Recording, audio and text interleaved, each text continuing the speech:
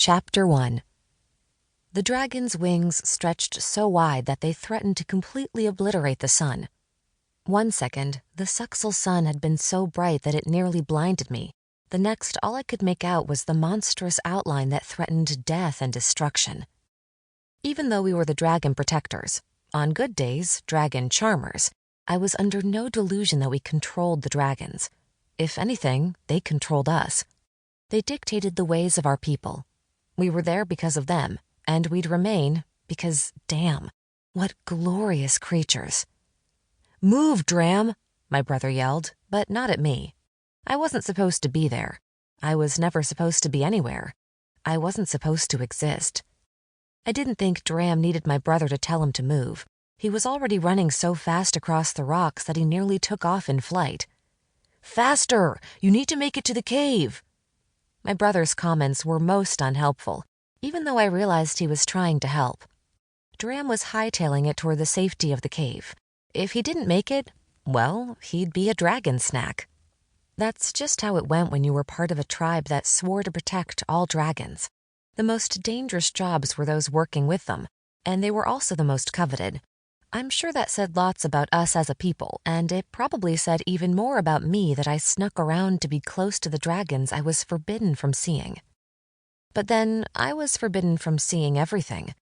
I was a secret greater even than the ways of the dragon charmers, with their mesmerizing whispers and abilities to enchant the ferocious beasts. Like the rest of the boys there, I pinned my eyes on Dram. As soon as my brother had realized this particular dragon wasn't in a cooperative mood, and they usually weren't, he'd sprinted toward the nearest cave, that dark pit of refuge within the mountains we called home. Rain's friends followed. All except Dram. He'd stood in the dragon's path a moment too long, seemingly mesmerized by the deep violet wingspan which obscured everything else. When the dragon began its swoop downward toward him, Dram had finally reacted, but then he'd run toward the first cave his eyes spotted, the one that was farthest away. And distance might determine whether he lived or died. It was harsh, but so was everything about our lives.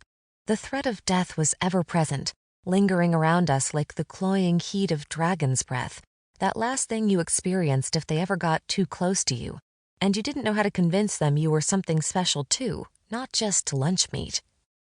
All of our people, even those who had other jobs that didn't put them in the dragon's path, were in continual danger. I was in the greatest danger of all. The threats to my life came from all sides, not just from dragons, but from the community I was supposed to be part of. Any one of my tribespeople might kill me on sight, if they could see me. My eyes widened even before I heard my brother's voice ring out with desperation across the rocks, bouncing on all the hard surfaces and reflecting his fear. I understood it. It didn't look as if Dram was going to make it. He was close, but the dragon was closer, and the she-dragon, the most volatile of the two sexes, was in a dive. She'd pumped her wings and drawn them back against her body. It looked as if she might collide against the rocks when she finally reached them, but I knew better. Despite their gargantuan size, the dragons were agile and incredibly strong. She'd pull up at the last second, before she crashed and just after she snapped her jaws around one of Dram's quickly retreating body parts. I barely knew Dram. I barely knew anyone beyond those that lived in my home. I wasn't allowed to meet anybody. But Dram seemed like a nice enough boy, with a reluctant smile that came out when he thought he was alone with his friends. Damn, he isn't going to make it. He was going to die, right there in front of us all. My brother and his friends wouldn't do a thing about it. No one was permitted to harm the dragons, not even when not doing so meant the death of one of our own. It had been that way long before Chieftain Pumpu's rule, since our people had left the capital city of Origins in self-imposed exile thousands of years before I was born. The dragons were majestic, and our chieftain taught that it was our sacred mission to protect them from those who would do them harm. Who might manage to cause them significant injury, I had no idea. The beasts looked unkillable, and whatever raiders managed to reach us from Origins would only be human. But the chieftain was unwavering. Any member of the Uba tribe who harmed a dragon, even if they didn't kill the beast, would receive a death sentence. It was harsh, especially when the dragons killed so many of our own, but everything about our life was. Unforgiving, just like Chieftain Pumpu. Our choice was simple: live with the Uba tribe and respect its ways, or leave. There was no in-between, no leniency. I couldn't do a single thing to save Dram, or rather, I shouldn't do anything to spare him from what was looking like certain death. But I had to. I couldn't stand by and do nothing, even if that was what was required of me as a member of the Uba tribe. I lived within the umbrella of the chieftain's rules, although no one beyond my family unit was aware I existed. Perhaps I can do whatever I want, I thought. Yeah, if I don't mind turning up dead. But the time for random, desperate thoughts had passed. The luxury to ponder what to do while the scene in front of me distilled into slow motion was long gone. I either acted, or the dragon would, extending her sharp, blade-like teeth toward Dram. I was in my own small pocket of a cave, one probably a bit too shallow to be safe from the she-dragon, if she noticed me. The dragons seemed not to see me, just like the tribespeople, though I hadn't sufficiently tested my theory. I was about to. I should have thought my actions through, but I didn't. There wasn't time. I moved. I slipped from the shallow cave, safe from detection. My brother's friends wouldn't be looking my way, and neither would Dram. Besides, it was my experience that people rarely saw what they didn't believe existed. They saw what they wanted to see. I was safe, more or less. The she-dragon was stretching her neck in anticipation of catching up with Dram before he reached refuge. The sun backlit her long, strong body, and I drew to a stop for an instant of admiration before remembering that I couldn't afford to be mesmerized by what I both admired and feared. The big, long, fierce violet dragon stood out against the dark orange ball of the sun, its claws protracted, its teeth bared, its tongue reaching ahead. I saw spots where I'd stared at the sun as I started my own run. I still hadn't figured out what I was going to do, but I was moving faster than Dram, and I was gaining on him and the dragon. I was faster even than my brother, and he was one of the fastest boys of our tribe.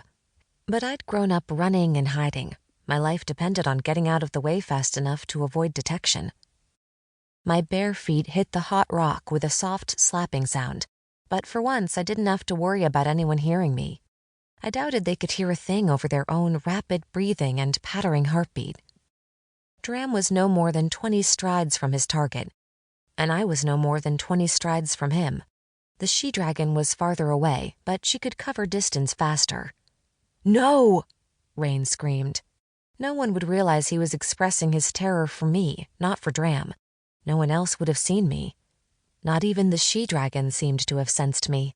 I couldn't tell whether that was because her focus was on her prey or because dragons really couldn't see me, just like people. Either way, I wasn't about to stop. I was close enough to interfere. Maybe. I still had no idea what the heck to do. I grew up in the shadows of the beasts, but I didn't get to train with them. I occasionally watched others try to tame them, but with little success. That wouldn't help me. The she-dragon extended her tongue toward Dram, I assumed to pull him toward her. Instead, she tripped him, and Dram went flying. He sprawled against the hard rock with a loud smacking sound, in this case, that of certain death. He didn't bother grunting from the fall I imagined must have hurt. His knees and elbows took the brunt of the fall. He didn't even bother turning around to see the face of the she-dragon that would be his last sight. He didn't watch her pull her lips back to bare knife-sharp teeth, nor did he notice the gleam in her eyes that revealed that the creature was acting on instinct. Killing was her nature. Dram had already accepted his fate, and he didn't want to see it come to pass, which meant he didn't see me either. Not that he really could have, but he might have caught a glint of my shape as light hit me, or noticed how my body distorted the image of what lay behind me. No, I was safe from Dram's detection. His forehead pressed in defeat against the rock, his eyes clenched shut. That was the only way in which I was safe. Rain was too far away for me to actually hear him talking, but I sensed him. I always could. He was terrified, and as much as he might like Dram, his terror was for me. "I'm sorry, Rain," I thought, because I couldn't afford to speak, not with Dram so close. "This is something I have to do." I needed purpose for my senseless life, and if this was it, then at least it was something. It was now or never. I stretched my legs and leapt toward Dram and the violet she-dragon. Still in the air, I slapped as hard as I could at the dragon's neck. Despite the strength I tried to imbue into my actions, my strike resounded with a dull, muted sound. I'd never touched a dragon before. Her scales were thick and dense, as if I were slapping stone instead of living, beating flesh.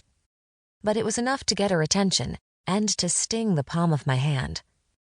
I landed roughly against the beast's neck, crashing into her. She whipped her head my way, in the direction of the attack, her teeth still bared, and knocked me off my feet. I held my breath while I scrambled to stand as silently as I could manage. When she swung her head back and forth, looking for me, I ducked to avoid her head and neck. I flicked a look at Dram. He was still on the ground, unmoving, every muscle clenched as he awaited the death he believed inevitable. He still hadn't noticed he now had a window to escape. I wanted desperately to yell at him to get up and haul butt, but I couldn't. If I survived this, then my secret had to survive as well. I felt the threat before I heard the dragon's movements. For half a breath, my entire body tensed.